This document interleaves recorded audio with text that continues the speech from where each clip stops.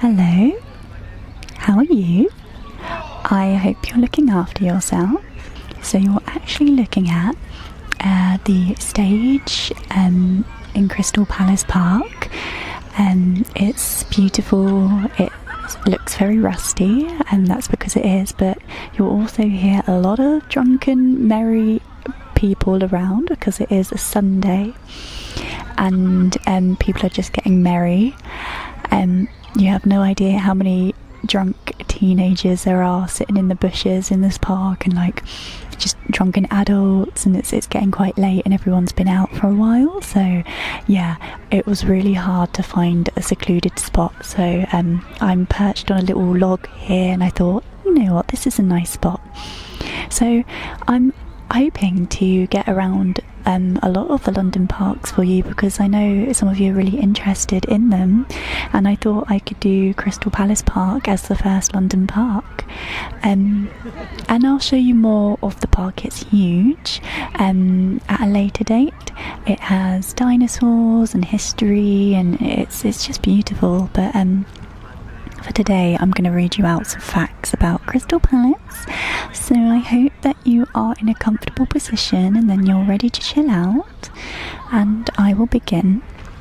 So, Crystal Palace is named after the Crystal Palace, and it was a huge glass and iron structure originally built in 1851 for the Great Exhibition held in London's Hyde Park. But they actually moved this structure to Crystal Palace, which is now Crystal Palace Park, or yeah, Crystal Palace in general. The whole building was enormous. It was 1,848 feet long and 408 feet wide, including 2 huge towers and many fountains with over 11,000 jets rising into the air. The palace and the grounds became the world's first theme park, offering education, entertainment, a roller coaster, cricket matches, and even 20 FA Cup finals between 1895 and 1914. The site attracted 2 million visitors a year and was also home to displays, festivals, music shows, and over 100,000 soldiers during the First World War. Part of the gardens included a prehistoric swamp complete with models of dinosaurs. They were the first prehistoric animals ever built and came only around 30 years after dinosaurs were discovered. How cool is that? You can still see the dinosaurs actually here. I'll take you on a tour when there are less drunken people enjoying lockdown around. Or not so locked down anymore. That's what English people do. As soon as the sun comes out, you go to the river or you go to the park and you sit outside and you soak up as much sun as you possibly can, because you know it doesn't come around too often, and you get out the alcohol and you party.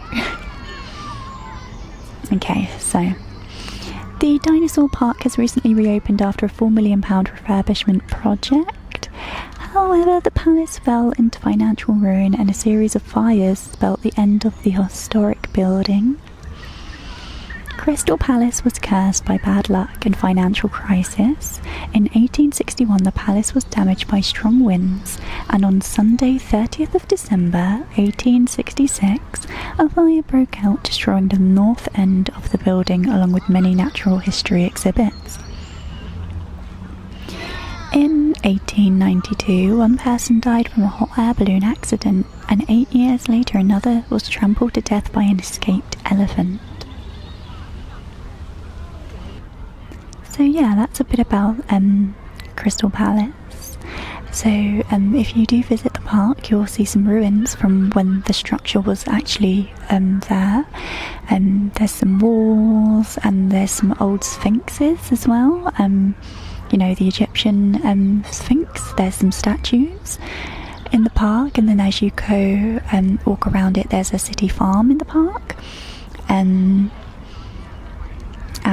you then get to the dinosaurs, And then you swing around and there's just like a big grassy area with a cafe and some playgrounds. And there are a few wooded areas as well, and it's just a really pleasant park to walk around and enjoy.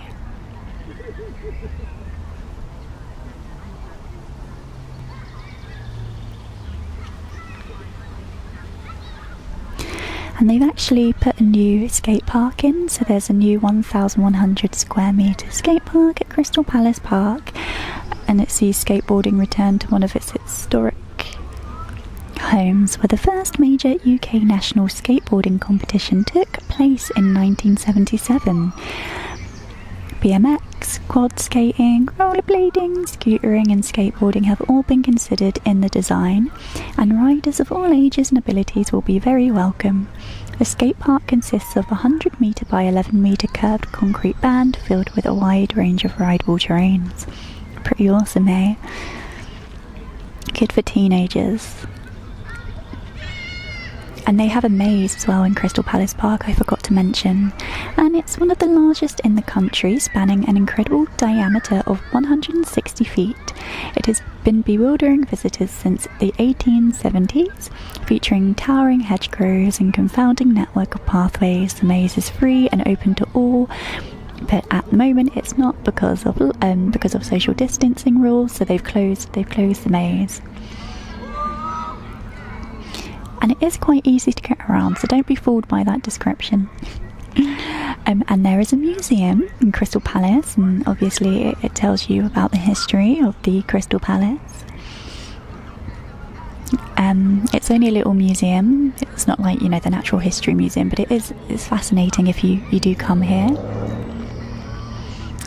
And it's home to the National Sports Centre as well, so it's got a great selection of activities there. There's a gym, there's a diving swimming pool, there's a stadium, there's a volleyball courts with like sand, trampolining, I think they've got like basketball in there, they've got everything in there. Yeah, it's really cool, and it's got loads of lakes. It's got a private fishing lake, and then it's got the lakes by the dinosaurs, and you can actually get some pedalos in the summer on that lake. So yeah, it's a really, really, really good park actually for activities. It's not like St James's Park, where it gets a bit crowded because of all the tourists, because that's near Buckingham Palace. I'm not too sure how big Crystal Palace Park is in comparison to the rest of the parks. I don't know if it is one of the biggest. But yeah, there are so many lovely outdoor green spaces here in London to explore. As I said already, you've got St James's, and then you've got Hyde Park, you've got Green Park, you've got Richmond Park, and that has wild deers walking around it. And then you've got like Wimbledon Park, you've got Clapham Common, which is huge. They do loads of events there, so they do like gigs and festivals there, and they have that as the start of lots of bike rides down to like Brighton and other places. And, like thousands of people can fit into Clapham Common. Then you've got Victoria Park to the east. You have Hackney Marshes, and then little parks like Kennington Park, and yeah, there are so many, and that's what I love about London. You can get in the greenery if you really miss nature, because it is a concrete jungle in the centre with all those buildings like the Shard, the walkie-talkie, walking along the river. It is a concrete jungle, so it's nice to go and relax in one of the parks just to reconnect with nature, to be out in the open, and to just really appreciate like trees and nature. And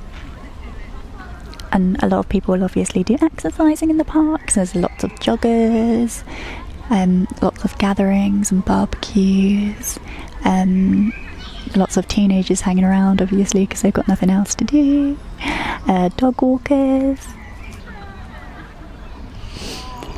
So I hope you're looking after yourself, and I hope we can explore the rest of the park at some other time when there's less social distancing freedom shenanigans going on. As I always say, I really do hope you're looking after yourself. I hope that you are feeling good, and if you're not, I hope that you're making all the possible steps to make yourself feel better.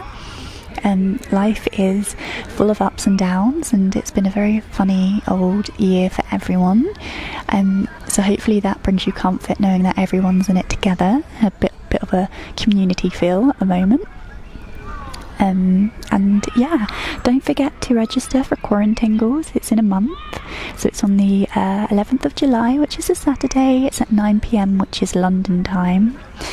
So I think that's the afternoon for you guys who live in the USA, and early in the morning for you other folks living like in New Zealand and Australia. It's going to be really, really good. We've got a random guy ASMR, he's German ASMR artist, and he is very tingly. We've got ASMR Zelda. Her true crime videos are so tingly but also terrifying. And we've got Miss Chloe ASMR, who is huge here in the UK, and she is just so relaxing. It's unreal. So it's a new format. We haven't really tried this before, so you know, I'm really hopeful that it's going to be a really lovely time, and yeah, very excited to try it out, you know, in this time where everyone needs to come together and get a bit of a boost. Hopefully it'll put a smile on your face, just, you know, chatting face to face with people. But yeah, anyway, I'm gonna leave it here, and I will see you very, very shortly, my lovely, lovely, lovely. Bye.